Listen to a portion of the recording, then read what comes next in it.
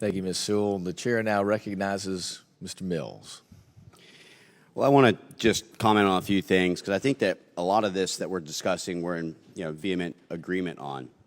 I truly love the fact that we have diversity. Our military, though, did not start its diversity programs and becoming diverse since this presidency. It's been a diverse force for many, many decades. But there's a difference between the identification and definition of equity and equality.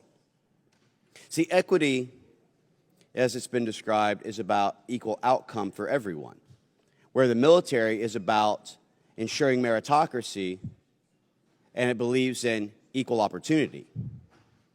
When we talk about inclusion, I can tell you that whether it was in my service in the 82nd Airborne Division, whether it was the part of JSOC for CJTF 20, we had a tremendous amount of inclusion because we were all serving one purpose and one goal and one nation. What we weren't serving was one party's agenda.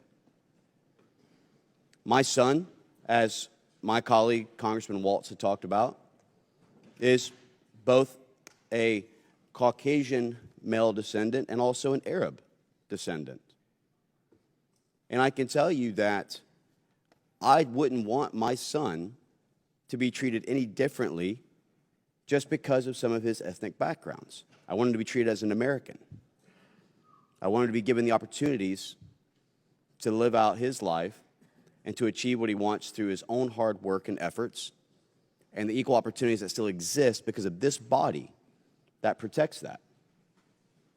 So while we're utilizing on my colleagues on the left DEI as a way of thinking to bring us together, we have to acknowledge the fact that the reports that we've requested, the findings that we see, which has nothing to do with any former president dividing our military or politicizing it, is because there is a moral deficit and that we need to be addressing these things.